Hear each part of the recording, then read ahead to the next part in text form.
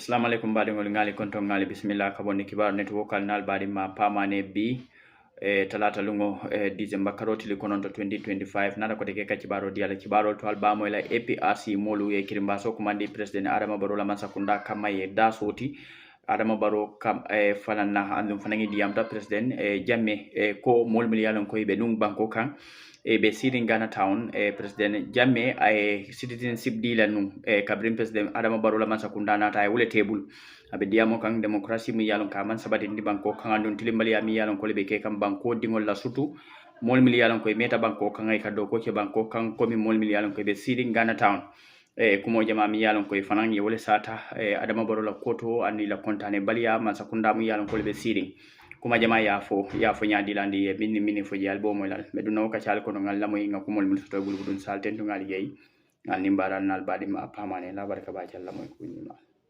أعوذ بالله من الشيطان الرجيم بسم الله الرحمن الرحيم الحمد لله رب العالمين الحمد لله رب العالمين الحمد لله رب العالمين السلام عليكم next terminator babil masa chat group forum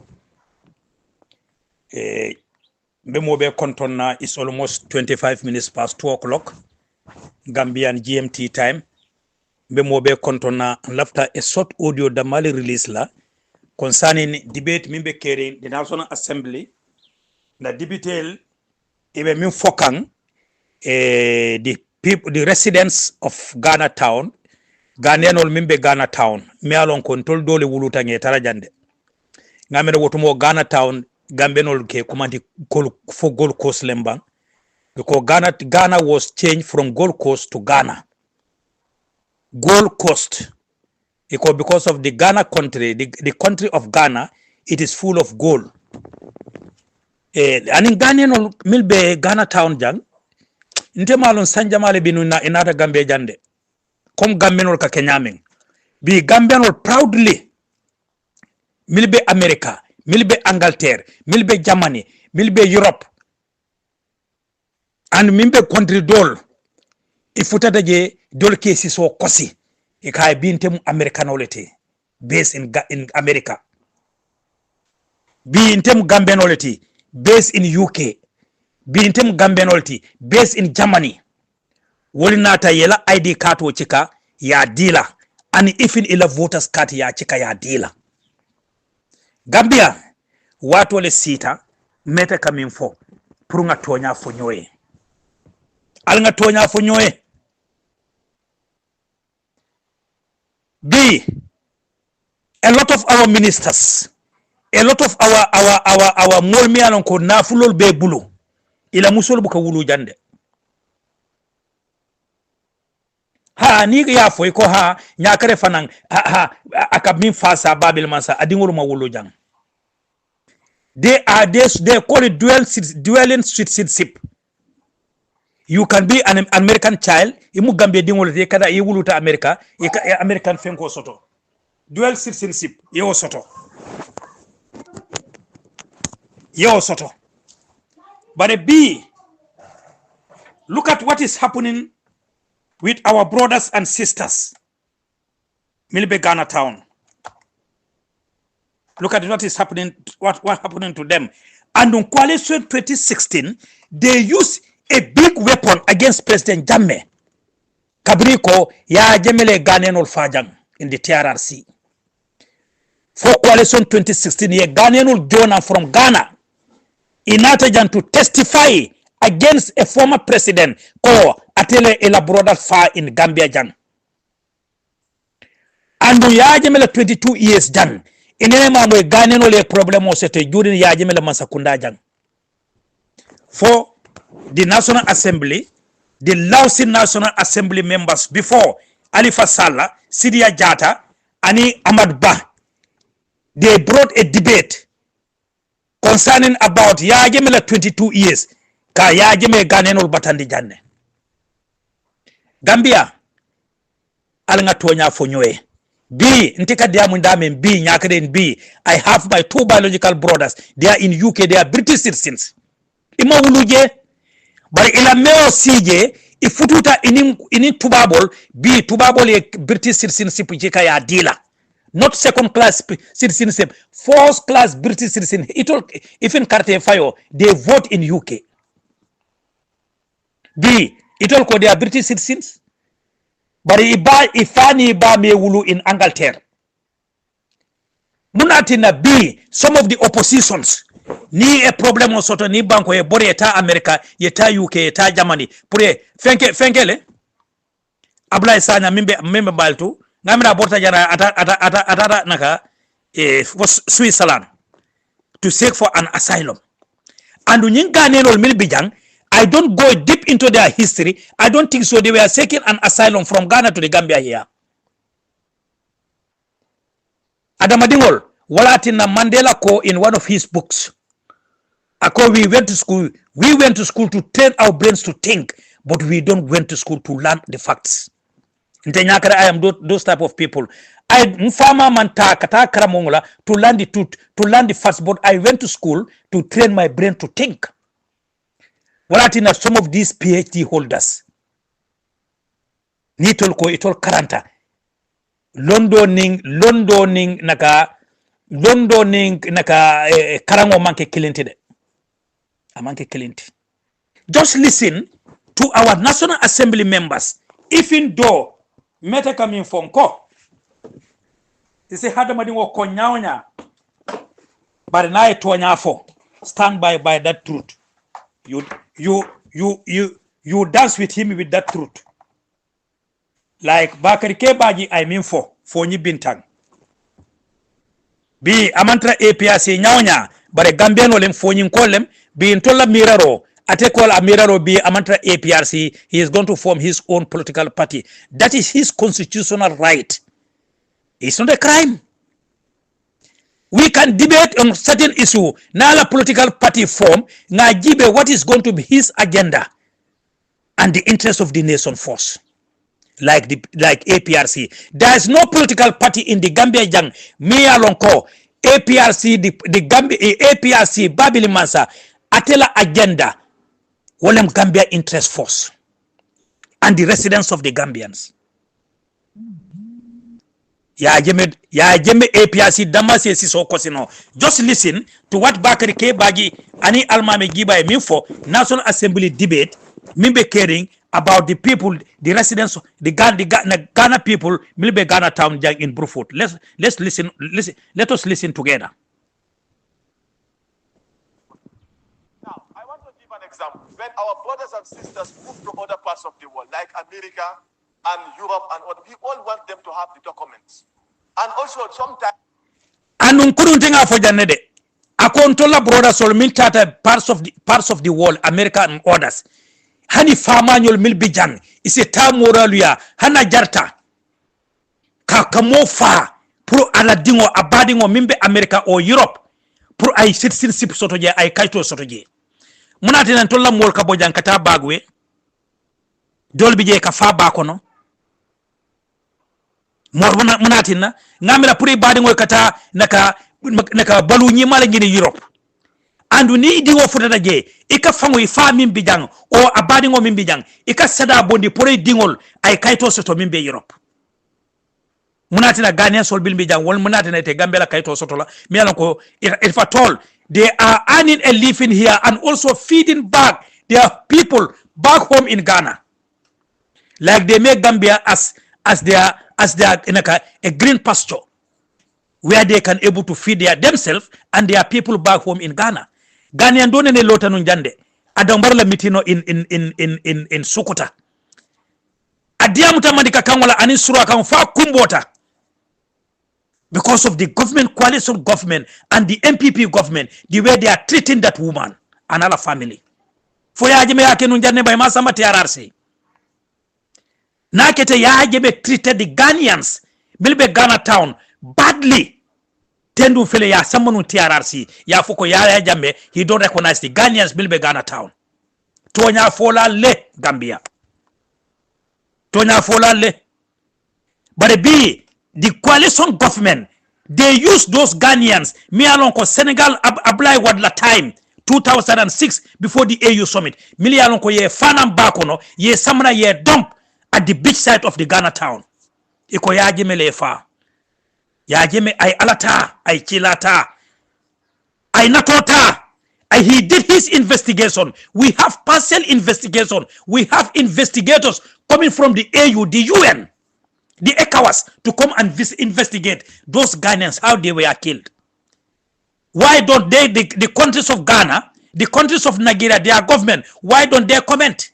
Only a few personal, a vendetta against Yaya Jammeh. Yela families le samananjang, iko ye na ye TRRC, ya foko, Yaya Jammeh le nyulfa, including Malik Jata ni Oya. Ni Oya ko, intelenga Ghanaian orfa, Malik Jata ko intelenga Ghanaian orfa, munatina, Gambia la loi me gaya, Malik nyol samba naka, ke sorong, ke chitindi ye sorong. Which law? The universal law have said that Nyakere will stand there and declare in a commission of inquiry ko intelenga karifa loi mantemuta. We have only seen that in the Gambia, a coalition, a so-called coalition calling themselves a democracy. Just listen to what Bakari Kebaji Abemi Fokang. I told you kunu ngafo janne. Unko Gambenol bi ke siso lipa and be half of the family of Hussein Udabo ne nyininka e mantra Gambia jang. Andu ne nyininka e dindol bi jewa mawulu Gambia jang muna de be wulu la Europe fo Europe le fesata Gambia ti. Banku diya. Bare tolle ka bori jang kata Europe, America, Angleterre, Germany, naka Italy, Spain, Switzerland, Sweden. Pour ka kayto nyini je andu iti alone iti mawulu je ni futata je ise sada sifa be bondi pour kayto soto je e kafu ko ha ni ha ise sino je you dictate the Gambians here. Na minister sol na National Assembly, able National Assembly member sol ibe wole fokan where are the opposition kunung milika fo ya jeme manyanto di Gambian ye talk lots of the resident mbe futala ya jeme la façon I mean for the residents of the Gambians alila moy bakri ke ba jeme fo jang they become citizens of those countries. Sometimes African presidents will allow their wives to go and deliver in other parts of the world, Europe or America, just for their children to become citizens. Now, I just want us to pause for a moment. These are people that are born in this country. Ghanaians. An African born in Africa, and you still deny the individual the right to become a citizen of that country. In 1950, most of us here were not born. Only few may be born. But most of us were not born at that time. 1950, of course, before independence. That were even born here are not qualified to be citizens of this country. And the Gambia is a country that is found wanting on this basis. Most of the time when we see Guineans, when we see people from Africa, we fail to recognize them.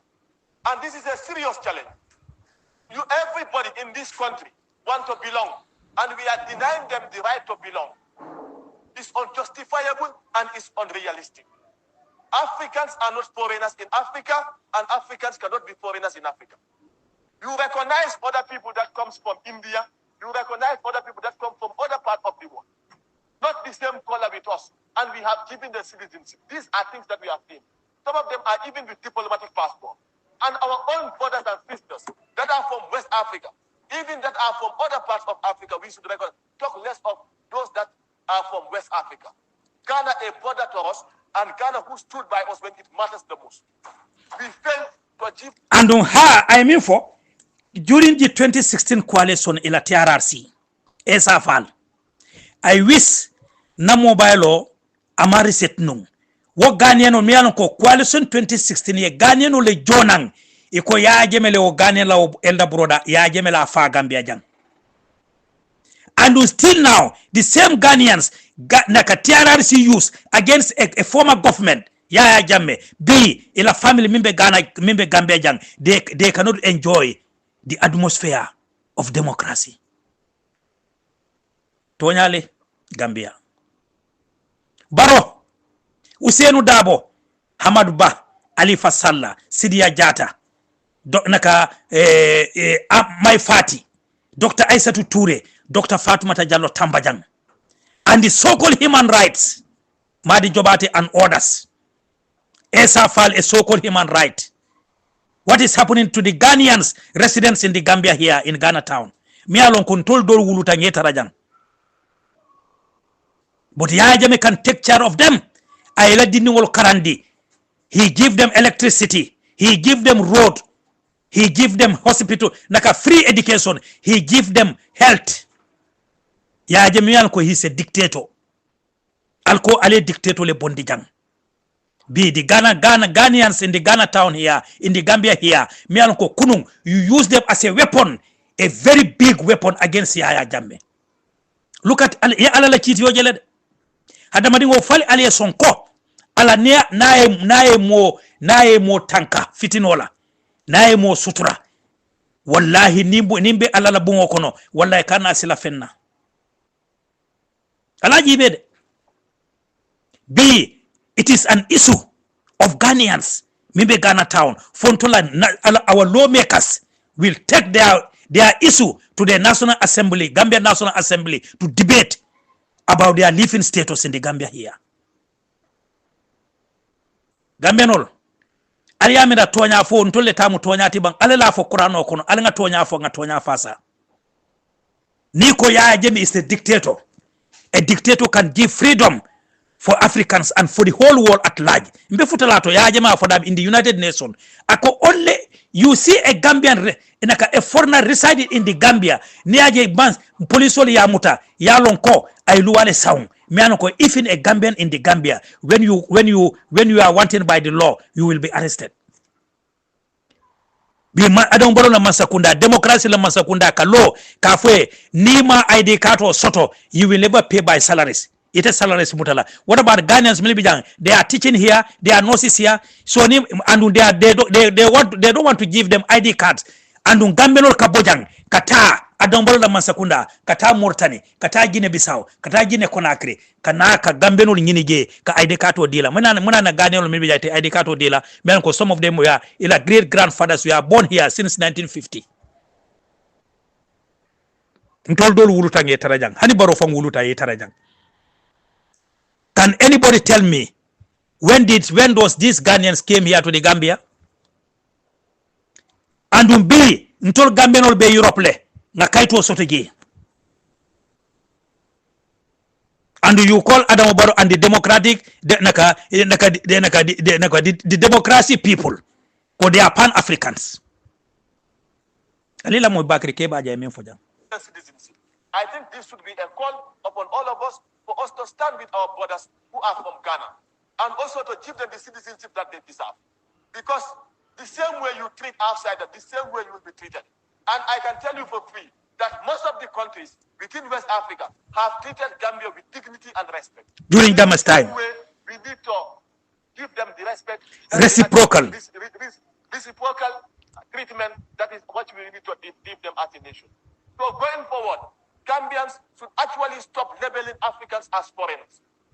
Africans are not foreigners in the Gambia. And the laws where it talks about naturalization, we should definitely work on that and allow the people to naturalize.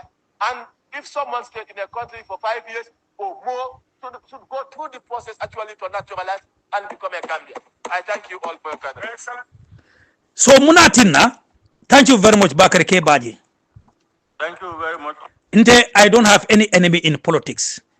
Maybe we can able to differ our thinking capacity and our thinking ideology. This is the type of debate I always want, even when I was going to school, Bottrop. I was a very good debater. When they said against the motion and in for the motion, I always stand for sometime for the motion or against the motion. Politics is like that, but politics is not hatred. And you cannot use a very bad weapon against a former ruler, a leader. Me alonko, I nyanto min the Gambianol jang, and people residing in the Gambia jang, and I nyanto min the Africanola, I nyanto min the Gambianola, up to the international arena, the United Nations and AU, ECOWAS, wallahi alkaw na kao totinya. Walati nanko, intela diamo, amanke nen diale na nen sambana diamo la jang. Nen diante, nengo man diade. But the way they wanted to treat Yaya Jammeh. Now let us listen to what Yaya Jammeh said here in the United Nations. Gandhi mbefutala Yaya Jammeh la speech. And ntola dibiteli be min fokang at the National Assembly. Honorable Almame Jiba ni Honorable Bakari Kebaji. Ali Barrow moy I mean for United Nations National General Assembly. Dan nibe duna ya jemela speech to. Ali la moy. Migration has ever been a fundamental aspect of human development, and it significantly contributes to the growth of both home and host countries.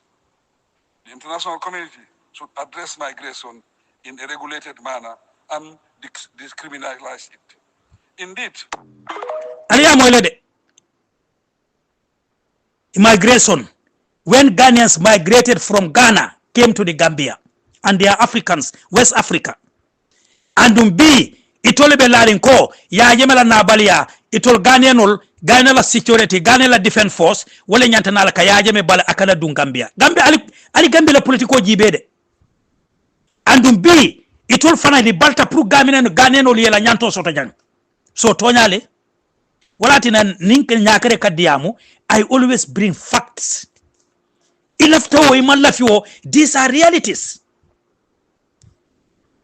Nigerianol ya jeme nyanto mindi Nigerianol jang Senegalel naka Freetonians naka Mauritanians Ghanaianol andum bi kabiri ya jeme kwa kana iko Barrow borta Ghana ani Nigeria pour Ghana Nigerianol ye mako ila sojaro pour na kana ya jeme kana dunna jang andum Ghanaianol ya lonne ani Nigerianol ya lonne kabiri ya jeme bijang here was a heaven for them. Ida adole amere ntol kana peacekeeping ntol ni nagira no bukasi nka kachabang sa controla president o e ka yaaje mela kende ya minfo for some of their ex-servicemen e kana janne katara janne ye kaito soto e ka travel to Europe because of the conducive environment President Jammeh has provided to them, not these fanatics, these idiotic Ghanaians and Nigerians. Me alon ko man fengo feso na manke fania for and in some of the Gambians here. Some of the Ghanaians will tell you in our mission area, we wish we have your president. Even the Senegalese, ni Senegal do fa in the last time in Darfur 2016. Senegal do ko kabiri ya jeme tata Senegal. Alila moide and Omaro serero lem akonto mu jufleti.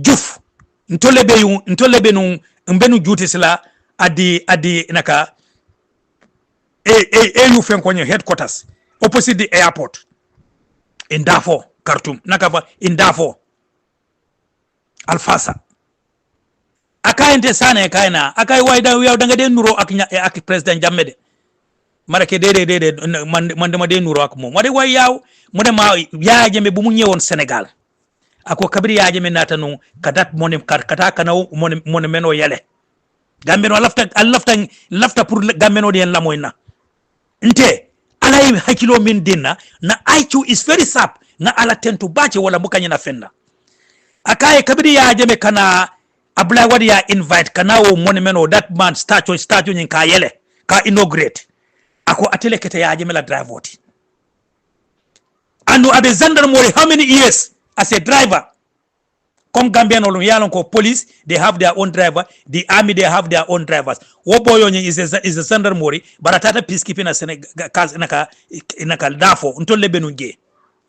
Atebe, he was at the base, Gambian base. Ako kabiri ko ya Jammeh kana. Ako Senegalel ika fufu. Jumale betala ya Jammeh to, and Jumale bekala ya Jammeh la bodyguard in Dakar. Nkaya, yalo ni lafta tonya fa ngojela. Sometimes you against nako ya Jammeh betara ka ya Jammeh mambetia. So ngamele ya file ko ikonte I was part of ya Jammeh la bodyguard and my orderly na Gambia soldier wole ya force was Senegal gender moro nying mimbe no dafo anata what you watch akalafin atendi tenga kacha so itol ngamre mo nani lebije the other one o control Jammeh to fon Casamas wo bore wo soldier roleti so nyin gender moro nying ako kabiri ya Jammeh nata pour ka wo mono yele ya select as ya Jammeh la driver in Senegal 2 days ya Jammeh bota jande ngamere arami so aran wuraro 3 o'clock tata Dakar for the following day around 6 o'clock 5 o'clock amurtana back to the Gambia. So boyo nyin kabiri ya kola ya faye ala komanda ya kola ko itele nyanta kila ya jemela drive vote boyo ko he cannot believe aya lone ka se do ya nyawnya ya jemi ba kelaye lafta Gambia no le la moyde andun kanyin ko momi fo yo malikiyama ala se londi nake tambe fani afu kan Gambia no le walati nan konte man na fani afu Gambia no le de ako kabiri ya jemi nata itata ya bendung airport oto aya jemi samba hotel oto anyante giara daming ako abije suto ya jeme finte danan akaw Senegal mi yalon ka be ya jeme la bodyguard lafta Gambeno ye lamoy ay kodo min diñulla in foreign currency in dollars ako ya jeme ko anasuma driver akay mangene akaw sabos man dumala ko jofi ako each of the drivers each of the bodyguards $20,000 I will conti cash raw I will dealer ala bodyguard Senegal la fonyede wala nen kay kudo bije ya jeme ya kele abuka so mo ya long akay gamenol mil bije wol ma long ko ya jeme kudo tika in dollars in cash aya ding in Senegal la ako aya commande ala driver anala ADC but ADC wo that time o manna da fode wo driver le nata je billahi wallahi tallahi imbe kalikan na kaburoto ako kabi ya jeme ya commande ala bunkono ako ya jeme give him $50,000 ako kabi ya diala ate he was trembling aka li purkan ya jeme kay ko ite permité nimmo ya long hani ni la mansa ya long is between you and them ako nyin kodota Senegalele ko kabiri ako kabiri ya jeme botage anani man korda soto Dakar but he buy a land a compound in Dakar cash because of ya jeme kodo min diala. And also one South African in a kabin tata gam ko 7 in Tolebenung I was an only to contingent commander Obi Mbai. South African will nata yalon South African they send their army and their seaports. The seaport commander was a South African. Ako kabiri ya jeme tata South Africa wo musolem de subusudole ka ofonye nak mi alon ka terilem ako kabiri wo dewe ya the part of the ya jeme la bodyguard kabiri ya jeme tata South Africa but kabiri ya jeme o kodo di nyulla ako one of the South African musonying a police officer akai ay do ko bula atata wo kodo use ka business okay atata koda sang in the capital of South Africa ya jeme kodo min dila so wol nyanta nala ka ya jeme bala ya kana dunjang Barrow mo I mean for immigration alila mo Barrow koton ke jande. Migration has ever been a fundamental aspect of human development and it significantly contributes to the growth of both home and horse. What about the Ghanaians in the Gambia? The international community should address migration in a regulated manner and discriminalize it. Indeed. But it might discriminalize it in the Gambia there. You are trying to pinpoint them. Now let's go to what Babil Mansa said in the United Nations about this migration. Anu ngamuru nang Babil Mansa mean for by 2018 or 2020 all Gambians in the Gambia jang is going to be free education and the residents of the Gambians including the Ghanaians. Yeko yaje me al nomba nga futaji. Along yalon tell a documentary nka kenyameng I always want to bring evidence and proofs. Coming for itele belala ite fana manyana lala because ntema la fi pour mol ko ka he nyakare no listen to Ablaye Sanyande mialon ka be Switzerland and he have a residence in Switzerland alila moy jande Ablaye Sanyande mi arrest min ko he was also part of born in the Aprc Barrow and also part of the 1994 coup d'etat alila moy min fo jam former GNA living in Switzerland for 25 years. We did the coup 94 with Yahya Jammeh. He went in exile. We fought him. We bring Barrow. Now he's humiliating Gambians. He's humiliating Gambians. Why are we paying security fee here? I don't pay it. I will never pay. I can never pay. I never pay. Why? That is the law. Have you ever heard it in Parliament when they collect that money where it's going? Have you heard of it in Parliament? No Gambian heard of it. We said Yahya Jammeh. We said Dawda Jawara. That have never happened. It's a humiliation to we Gambians. It's never happened in any country in the part of the world. We Gambians are humiliated in this. For instance, coming here, they are seeing how our countries are. We bring Barrow for change, institutional change. But now this boy is fighting with Gambians for that time. We are disgraced. I'm here in the Gambia to fight. That's why I'm here. 22nd July, we're going for demonstration. I'm here for that. July, this gala. I will join them. I'll join Gambians wherever they cry for. I'm here for holiday to see my family, pray for my country. Have a good stay. From Switzerland, a Gambian resident in Switzerland, 25 years. And Ghanaians were here since 1950, before independence. Still now, they are struggling to be Gambian citizen. Hanni me Gambian first class citizen dealer. Al second class citizen dealer ko American ol ka Kenya me. Alila moy Babil Masala Vason.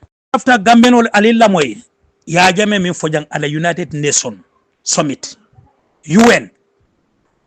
Mi alon ko problemo be nyanta danna woto dunia la problemo na manke la kira la problemo. UN as National Assembly, just like a camera nyari bang. Dunia bele ka bengoto e camera ni baranga bole jani ba fale ko nyakare ka sani akan lakira ni dunia le tama seri nyola sani ali la moy babile mi fo jande about United Nations.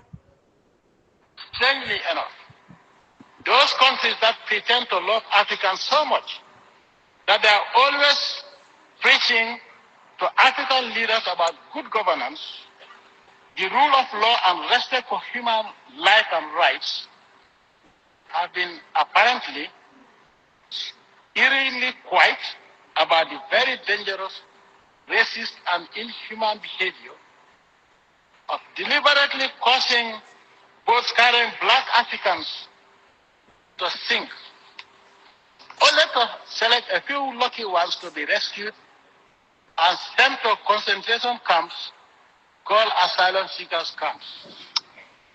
These camps are as bad as Nazi concentration camps, and no country or human rights institution in the West has ever raised the alarm to this genocide in the 21st century.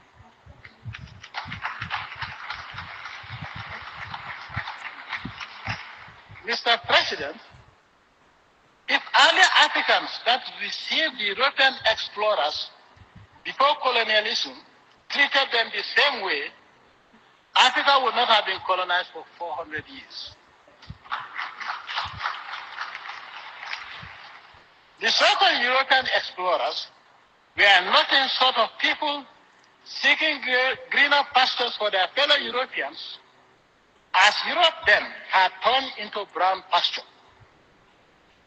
After 400 years of colonial looting and misrule in Africa, Africa is reduced from green now to brown pasture due to overgrazing. Now, African explorers are not only unwelcome, but are greeted with instant death on European soils. This is unacceptable. Therefore, Mr. President, the UN must conduct a full and impartial investigation into this man-made catastrophe that is the sinking, capsizing of these boats carrying young Africans to Europe. If these boats are able to cross the Atlantic Ocean and the Mediterranean Sea, only to sink on European coasts, we must find out what deadly mysterious force exists on the European Mediterranean coast that caused boats carrying young Africans to disintegrate and sink upon arrival. Mr. President, racism, greed, and hate can only breed hatred, violence, and disastrous confrontation between races. We African leaders would stand up together, I hope, to protect these young Africans from mass murder on European coasts. I hereby call on the UN to commission such an investigation as a matter of priority and urgency in order to avoid a major racial confrontation We have a right as Africans to defend our black people wherever they are. As we welcome all races to Africa, we will not accept that Africans are treated like dogs and they get away with it. That is unacceptable. If the UN fails to take action, we will take action. And the action we take will be determined by us. In the Gambia, we don't attack a person because you are white or black or because of your religion. No foreigner in the Gambia will say, I was attacked because I'm a foreigner. Every foreigner that comes into contact with the police is because he has committed an offense for which even a Gambian would be arrested. If we cannot tolerate each other. So, Ali Babil Mansa Moelede in the Gambia, including the Ghanaians here. Hani Ghanaian will be young. Walatinako in the Gambia, nobody will attack a foreigner unless Mialonko, Hani Lua Tamil, Hani Gambino Mialonko, Nielua Tina, Lua Be Mutala. Hani Kabire, Alila Moede Babil, anding Naka Tubabo la Terror, near Banco Taibe, Gambia Kalanyami, Alila Moyan. APRC Basakunda Gambia Tadani 1994 Ibatala Manomen Daji Tabeti that's a Kankoro Kasawala the Manobe Sanda Wulikili Kenefula Sukuro Abatala Watomi Sukuro that's a Kene that's a Kanani or that's a Kene that's a Talu 150 that's a Wulifula Salo Gambia Father Dak Mani boto mbana la dar sakema woro wala sanji kilo ko bi sanji jalu baro man nasi ma dalil la soto wala ini tubabol banko de tamara enin banko dol banko diari enin tubabol matra so ini banko do mantra diari so ini ganenol dung iman ganenol mimbe ganata e la nyanto di la jang baro Mandela min fo ngabarni la buko min karang akai this politics anu yalon dolbi ye politiko ke la balu rangolti ani kafo ya manke lakira kuti dunia kulem anu yakwe ya muta wole mi la balu woti dunia ni lakira aya men alate nyini kanyin kumo labang enim banko te ta enim banku do mantra diare wole mi yaaje me bar ite enim banku dolbe diala sako africa jang Ghana West Africa miyalon ko na kida ila talabu da fatiya bori alna ale mako yaje me kanale Gambia Mandela ko some of these politicians they always promise their electorates promise miyalon ko they can never fulfill them. People like Adama Barrow, MPP, UDP, these are politicians miyalon ko they promise their electorates miyalonko they cannot fulfill their promises. Baroko na banko ta 2016 mani boto within 1 year about talala like $700 is leti. Bi mani boto be jalo auto is better ayaje mela praso bulanunje yaje me gambenol min batandi and yaje me ko eat what you grow and grow what you eat. Yaje me has established a project atol yaje me la mano e min tojang ay min do ko jagal pachar ay min do ko naka ciang nyol ciang la faroto ay magasino yele pour ka gambe pour ka mano di gambe no la free of charge al natali abe tala wo mano le wala na baro itela accountability itela commissioner yalon jawara yaje me commissioner set jawara ite yaje me nate commissioner set yaje me ye TRRC set ye naka ye sipol b I kawle use as their yo NIA kamol arrest kamol detain Paul. Many along Kodia for international criminals, but you make them as politicians to hunt Gambian politicians. People like APRC. Baro isalonko dunia mutili sabaltide. When you are on the opposition UDP, ya game give you the conducive environment until you became a president through Gambia politics. But be ko itema la fi politician e bolojang. Imala fi niji jang ali la moy ay min fo jang andu anin tuwa wala kero be wal ka tilim bi silo kan abgala bitin na silo la adala ko ko ka man la nyane aka ta man do e pro na ka kam wala kan tuwa wal mabbe bare sanyi ya jeme ay min fo United Nations tubaboliye baro have you ever kabrin 2016 2017 itata United Nations 2017, 2018, 2019, 2020, 2021, 2022, 2023, 2024, and in 2025.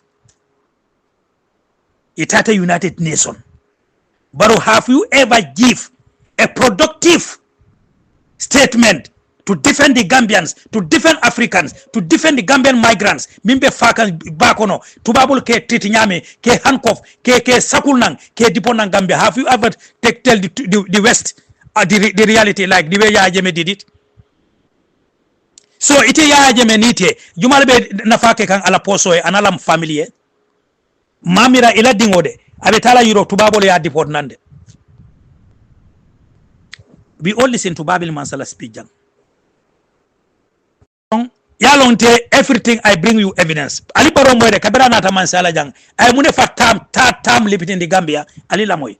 Ando tuta mi mun kuleti melon ko. Ndel la campagne ko nakada na diamol ko. 2016 coalition. Ndel the decision okay la de. Ndel fara ben opinion de fo kan ko Gambia ko ke la opinion ko nya. Bari bin ke bela fle men na woro nyimti wo tuta ate dan na ka sa fe dronde. Bari mba sillale ko hani modo nata. Ata bonni no waji.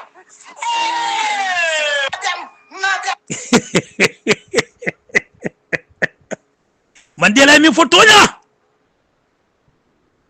Yaya Jammeh de he never coveted slogans of 2 term, 1st term, 2nd term, 2 term, 3 term de.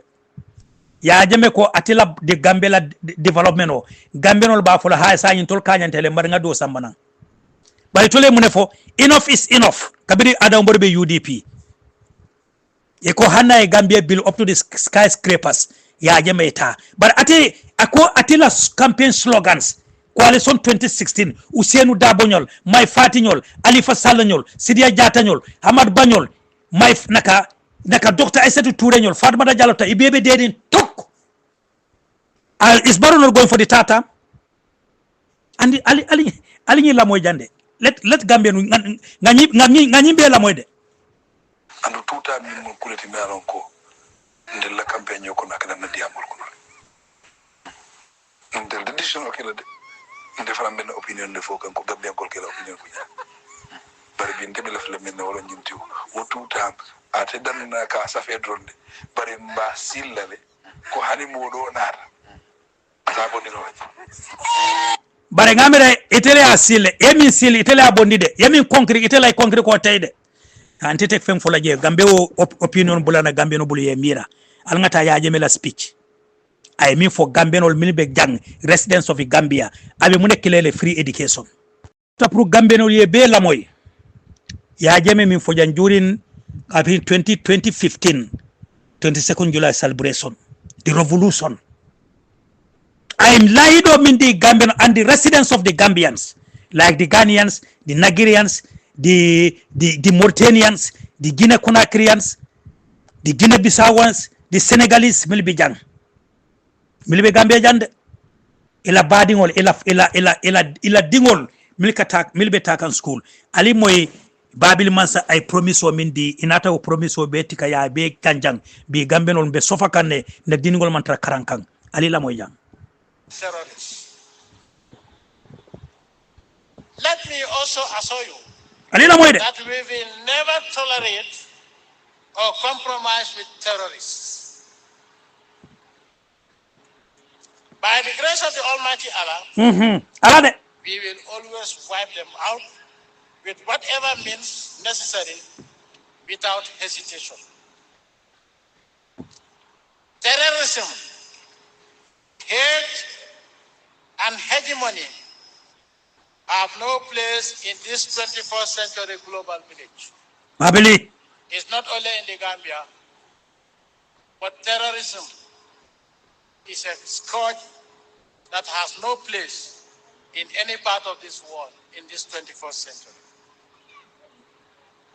Therefore, all God-fearing and worshiping people of all faiths and all races and nations must stand united against this menace.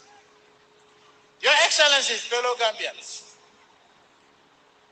whilst independence is imperative for the restoration of the right to sovereign self determination and to architect one's socio-economic, cultural, and spiritual destiny, independence is not synonymous with isolationism. We live in an interdependent world which calls for mutual support, respect, and the elimination of hegemony, exploitation, and paternalism in the relationship between nation states.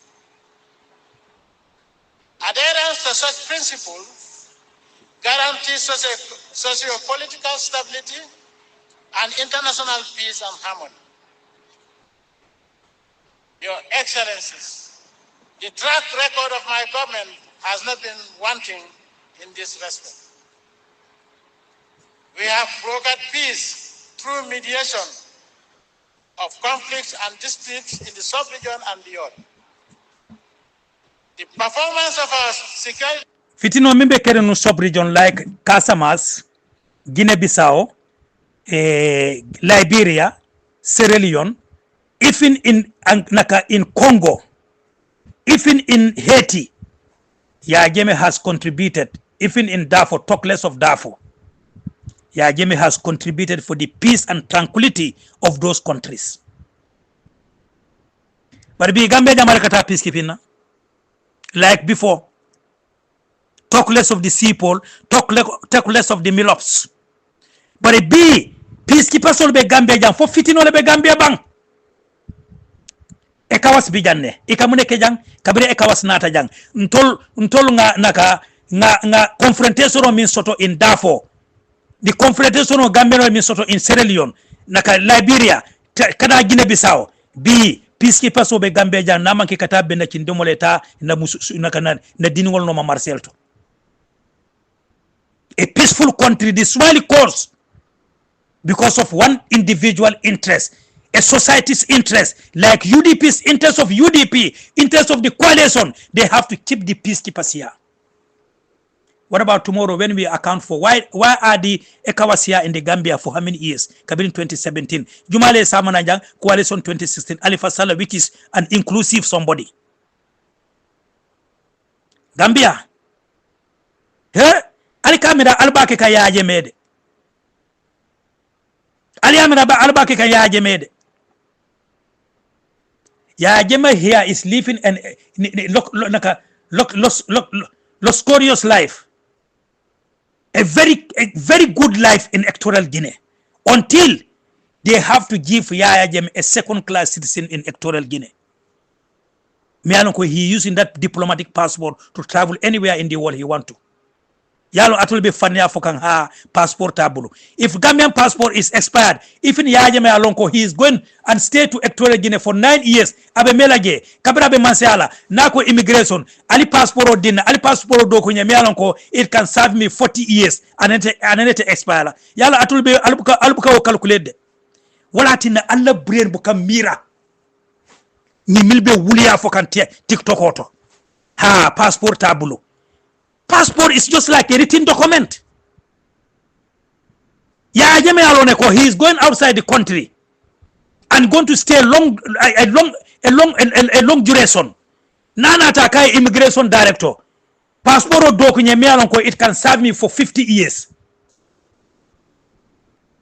without renewal. Jumale Olong. But because Alubuka Mira, like the Terminator, Ndeka Mirale, Walatina Mandela ko. We go to school to train our brains to think. This is why we said in the army, nyakere kami mirankai, I always think outside the box. Ntenga minge buka o mira, that is nothing to me. Mbuka mingero, nkaule mira, nga mira, alaye hachilo dina, nga mira. Sometimes in a debate against the motion and you speak for the motion, they will bring a bucket here for equal. This one is black, this one is red. Now define how do you soccer? This one is black and this one is red. It's according to analysis. What is white? What is red? Ila miraro ko yefen koyo je kay nyilem koy mati. Fe wuler ngoy kay nyimu wuletale. Fo ala asafina wala nyame nyi wuletale nyi koy tale. Because ntola miraro nga establish. Alila moy babili be min fokanjang. Alila moy. Forces in peacekeeping missions sanctioned by the UN and other regional and sub-regional bodies, have also been regularly commended. My government will ensure continuity in these attributes of our foreign policy based on reciprocal observance of the principles of good neighborliness, respect for the sovereignty of states, and non-interference in their internal affairs, alila moyde whilst assuring the world at large that the Gambia will not falter in this pledge. Let it also be known that the Gambia expects all nations of the world to reciprocate this principle, and we will not tolerate any breach of our sovereignty, independence, peace, and stability without such country paying a very high price, inshallah. wala nga fo kay respect is reciprocal baksoja alafo baksoja ta nyin commande bang hani encyclopedia bu ko commande no malaka ko commande nyaadi le nkaye kabiri na diamo nkaye dunia respect is reciprocal ni adi mola nyanta sendi layde bare bi baroko ay gane ay nagire no le respect ay gane no le respect mil bi jam peacekeeper sol but he will never respect the Ghanaians mibe Gambia jang Nko baro dunia kai dunia mutili sabalati what goes around comes around ngamira amaw karang ala naka methodist de krabay fo krabay la 40 muto fo krabay la fo munto lembang afa intol tata school nina teacher sol nga debate ke and our great principal ikensar alone ko these students are productive students tomorrow for the Gambians, future leaders. We were nurtured to be great leaders of tomorrow. That is today. That's why we also want our children tomorrow to be great thinkers, great leaders, and can be able to stand in any platform in the whole world to show out we are Gambians, proudly Gambians. Ya jeme ake janede wala dina a university samana jang Gambian le karang he paid them to go and challenge the whole world anywhere ni American or diamta British or diamta Gambian finance loja diamo in the peacekeeping we saw it out where Gambian contingent went and protected the United Nations enaka what is the Secretary General Ban Ki-moon. How many countries why particularly they pick Gambians? We the Gambians bravely soldiers saw it out without fear or favor, ill will or affection. We protected Ban Ki-moon from being hijacked, from not being killed by the Darfur rebels. Confrontation. Guy, the rebels is better you confront with the Gambians than you confront with Ban Ki-moon. Terminator was part of the people who protected Ban Ki-moon, hand in glove. Fonim Ban Ki-moon baloka susa nyola. Nkai ngilem Secretary General. But intelligent fata demanding. He's a short man. Chinese solem. Ya jeme kawde fojang. Respect is reciprocal, both in country and both national and internationally. That's why when we went on peacekeeping, they respected us through the leadership in the Gambia home here, Babili Mansa. Walatinanko, I will lay my life to Babili Mansa. I will lay my life for the Gambians. Ali Babili Mansa Mojande. Your Excellencies, Golden voice of the Gambia, fellow Gambians. Ali la Mojande. I wish to reiterate once more,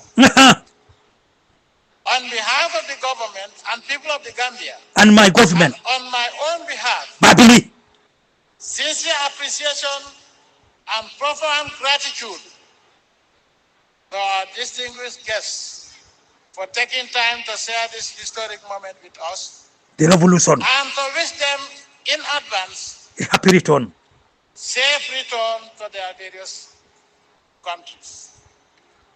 Amen. On this note, I wish you all a very happy and successful 50th Independence Anniversary celebration, and pray to Allah subhanahu wa ta'ala for continued peace, rapid progress, and prosperity for our dear motherland, and by extension to the world at large. This great country of ours will become the yardstick by which human socio-economic. I promise o moyde ako this great country of ours, the Gambia, the motherland, for the Gambia, our homeland, we strive and work and pray that all may live in unity, freedom and peace each day. Let justice guide our action towards the common good, and join our diverse people to prove man's brotherhood. We pledge our firm allegiance, our promise renew. Keep us, great God of nation, to the Gambia ever true. Abilimansa, let's go. Achievement will be measured. Alina moide promise. Allah subhanahu wa ta'ala willing. Ni ala sonta. I also want to assure you Alina moy promise moide. that we will ensure that by 2020, Year 2020, bimbe 2025.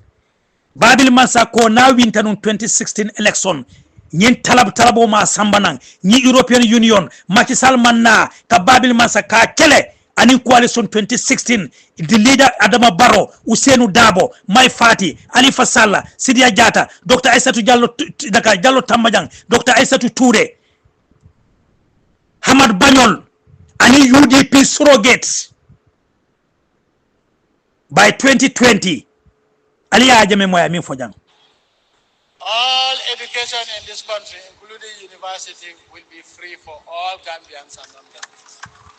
Ako education in the Gambia by the year 2020 is going to be free up to university for Gambians and non-Gambians, including the Ghanaians.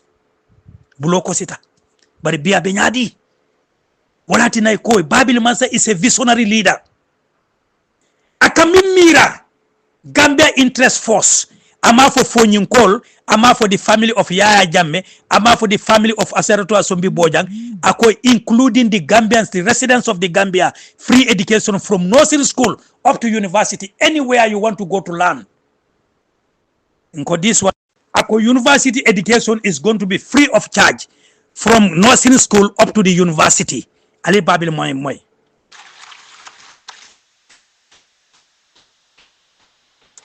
Doing so Ako nayo okay. fine duty for me, Ako wala mala dokoti. because when that happens, Ni waketa. I would have lifted Abe Kolia Bondila. every burden on our mothers and sisters and wives, thanks to whose effort most of you are nicely dressed. Babili. May the Almighty Allah continue to guide, Amin.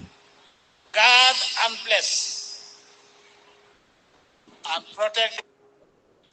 Babil Mansa ala diamo ako free education by year 2020. Andu nyakare documentol fele mi alo ko yajime ay mil sponsor pour kata karangola outside.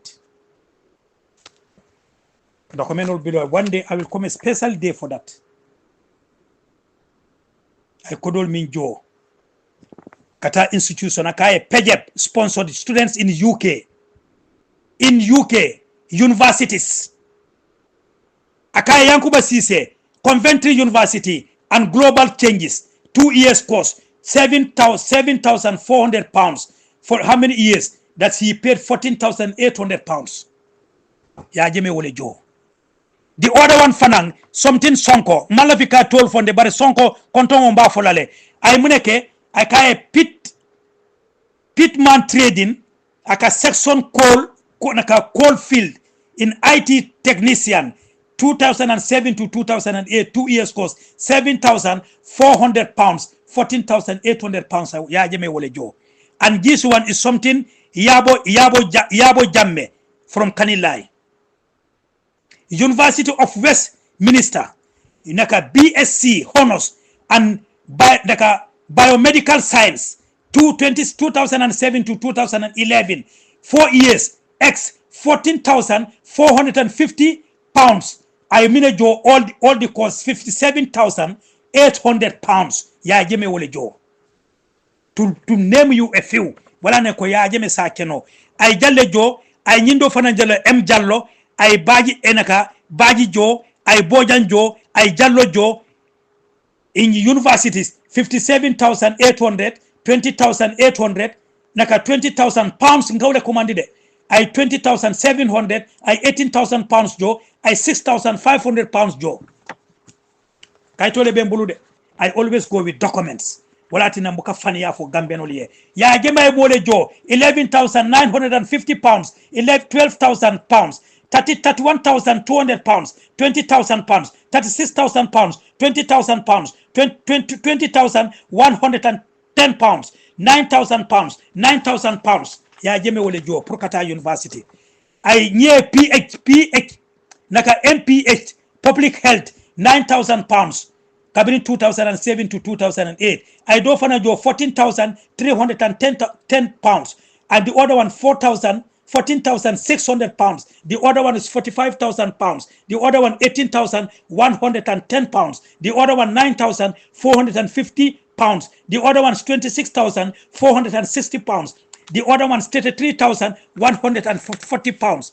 The other one 36,400 pounds. The other one 19,000 pounds. The other one is 20,110 pounds. I'm beaming Joe 512,000 pounds, 240.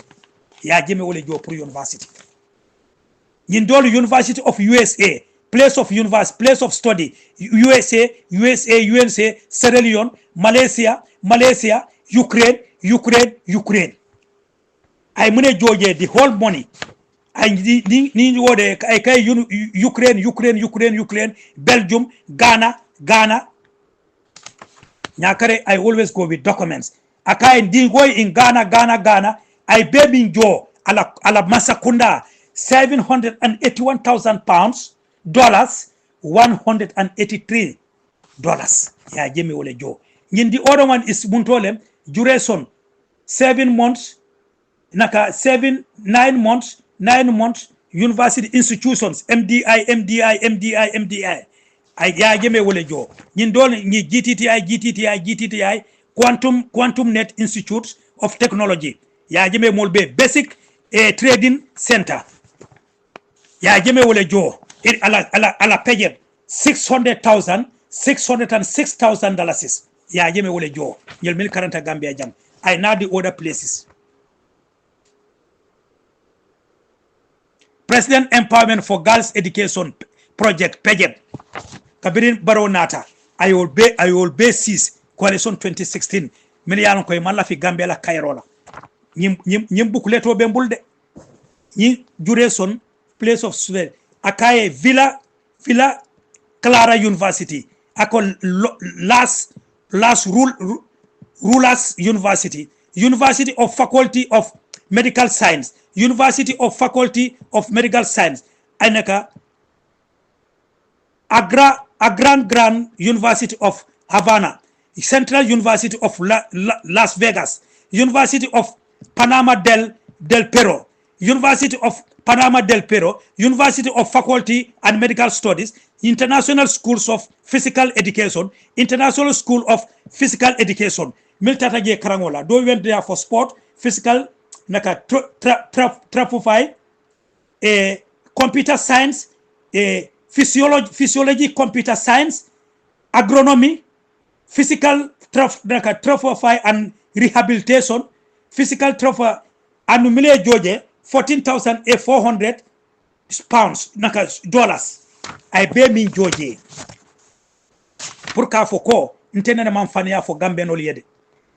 Akai ya jeme kodo be min spenge $460,000, $800. Ya jeme wole jo nyin Gambian or min tata university la. So ni ya jeme nata nyin domu Gambian schools. Eko LLB in law in the Gambia. Mile luwa karan. Akai nursing, political science. LLB in law in the Gambia. Ya jeme all student or jo. Akai 3,136,600 dollars. Ya jewle jo Gambian student ole jang. This is from Terminator. Kaitol bebe mbul document sol bebe mbul lede wala tinanti buka fanya fo Gambian ole. Gambian ali nyakale lamoy. Kaitol mimbe mbulu jan siata lede. MDI, AAT diploma, diploma in management, peace and conflict resolution, diploma in management studies, ACCA, diploma in greater naka in gender and development, naka diploma in management and studies, diploma in management and studies, ICM, AAT diploma, ya jeme miljo Gambia jang. Malo in university ya ke muntole MDI. This one is abota ni boda kumbo dasilame. This one is from Buyam, Farato, Brikama, Nyomi, Brikama, Opa onaka Dipakunda, Kallaji, Brikama, Bese, Kallaji, Gambia Police Force from Kallaji, MDI in resolution, peace and resolution. Kallaji Police Force, naka sorry. Kanilai Police Force, Kanilai Nawek. Babili Mansa. Ali Janjibe de. Nyun be ya jeme wole jo. Some of them with their telephone numbers and their university fen ko nying. Abele be nyakare di Terminator blue. Nte nyakare muka fani ya fo moede. Nte buka mo nyis nyin TikTok fani ya lal. Milba fola ko ay alafta kudeta la eman tonya fo. Nte I always go with evidence. Aliamoyle nyakare di Terminator noma albe tonya ci so jela nyakare buka fani yafo alama alen tanka wala pour nga fo fani yafo because of ni social media talabol milbi je nyakare buka talab de ale hekato nkana file wala pack ya jeme ay doko minke Gambia jang volati na nyakare nte ko alen bula ya jeme I will defend ya jeme to the last drop of my blood alila moy jaay ya jeme fo ngay min fo jang by the year 2020 abe mu de kala jang ana ke jande de mo miyalon ko ay dasa mo dila ay konto ngo dila na ko simango bato abe simango dile la de alila moy ya jeme min fo jang free education de which year human socio-economic achievement will be measured worldwide, Allah subhanahu wa ta'ala willing. I also want to assure you that we will ensure that by 2020, all education in this country, including university, will be free for all Gambians and non-Gambians.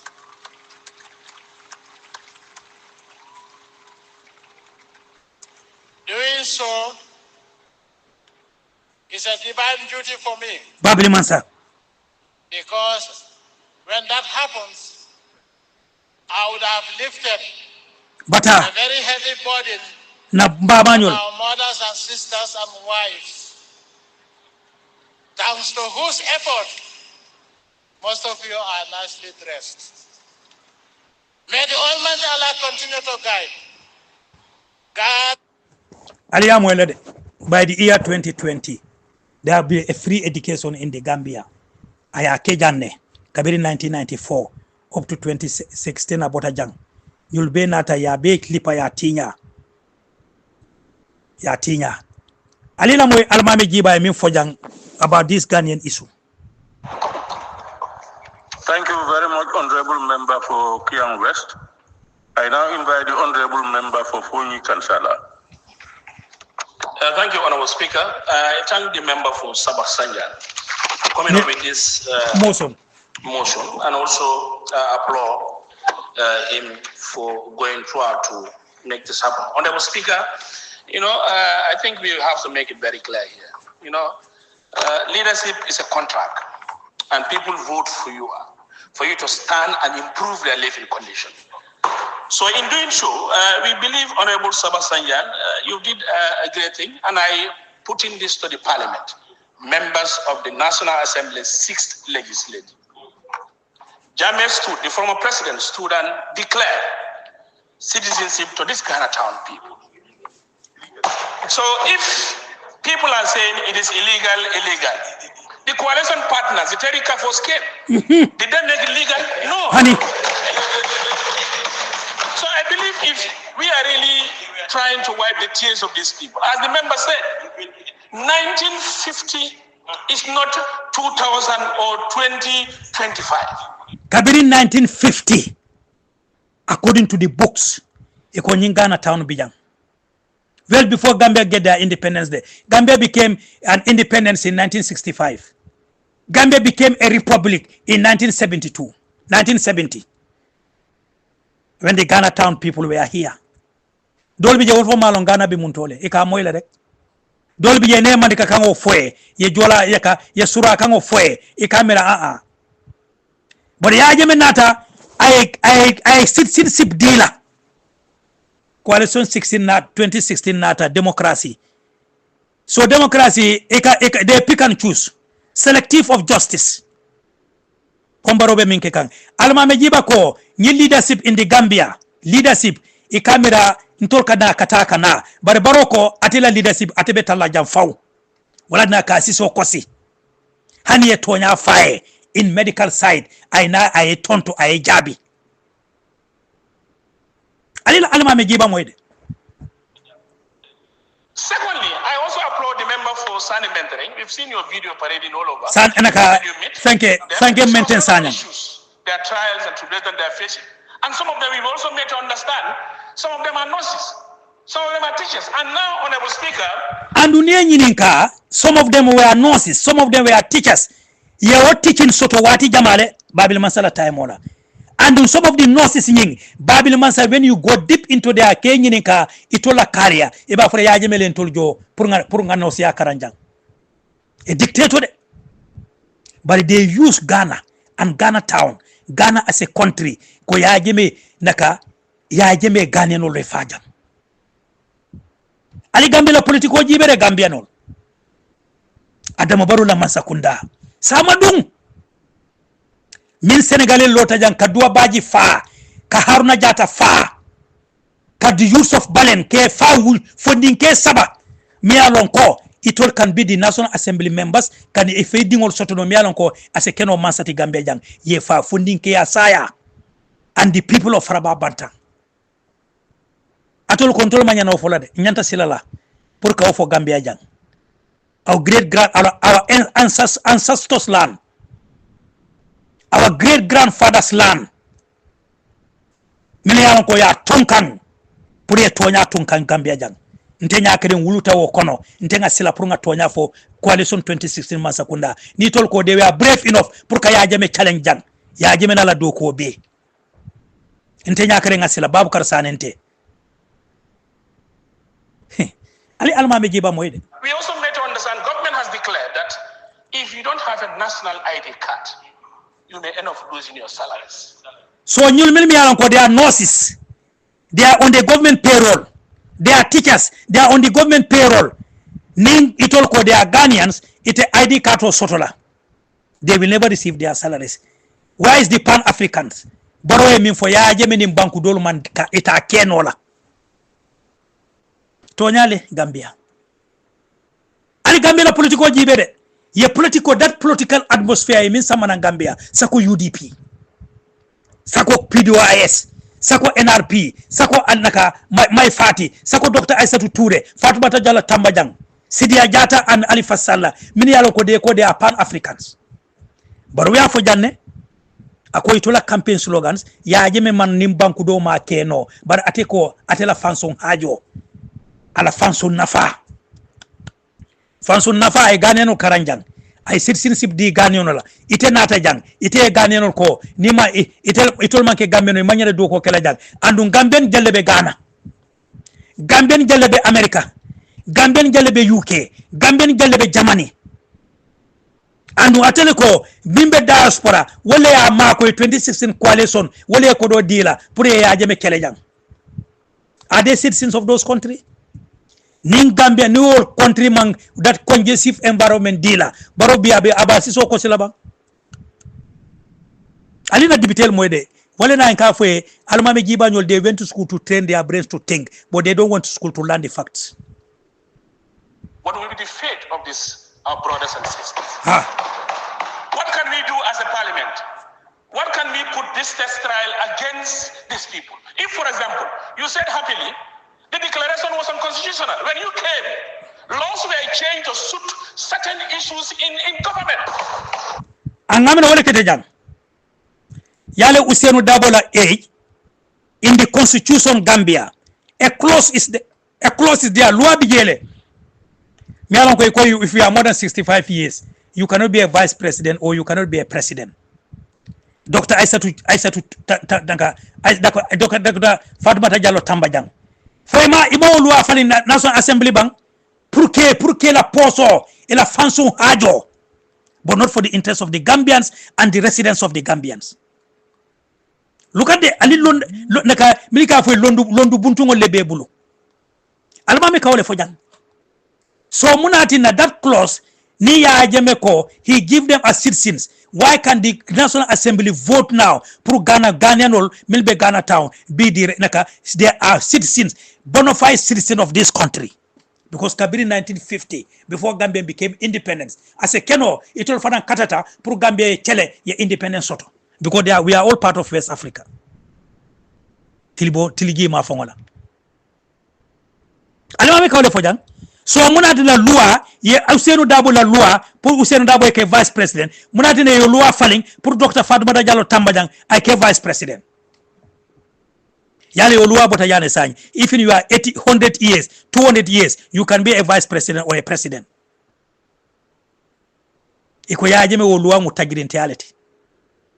But yajeme le loi ako Ghanaian minbe Gambia jang. They are sirsiple dealer. For ID card dealer. Barrow la Mansakunda nata and Usainu Dabo. Itate wala ID card to busi bulo. For ko nima ID card soto nibe do kola Mansakunda ite salary soto la. Yajeme ay dokundi ay karande ay dokundi ala Mansakunda. Some of them are nurses, some of them are teachers.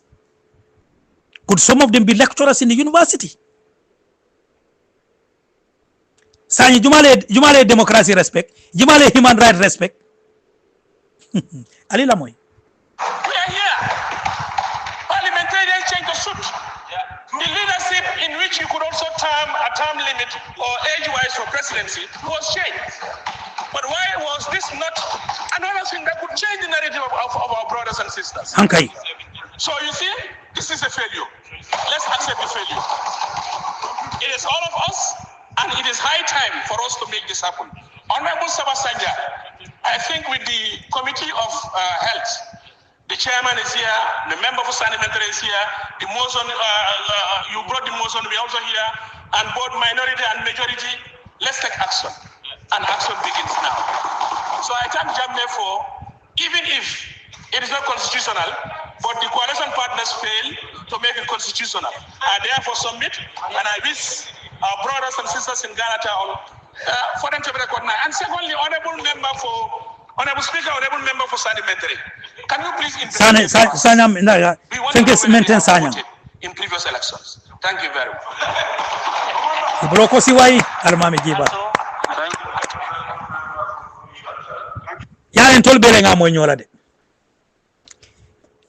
Mandela coming for. There are people like Almami Giba. That we don't go to school to train, to learn the facts. We went to school to train our brains to think. That's why we think maturedly, not psychophants. APRC Molmanke psychophants. They are there for the interest of the nation and the well-wishers of the residents of the Gambian people and the people residing in the Gambia. Wolem APRC. Wolem APRC ideology. Wolem APRC.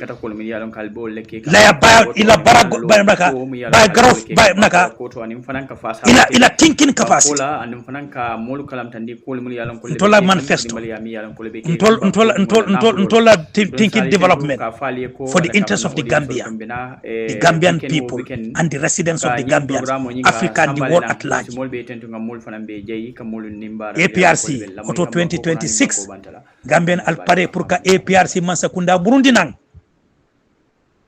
In a massive voting, Babil Mansa win 100 over 100.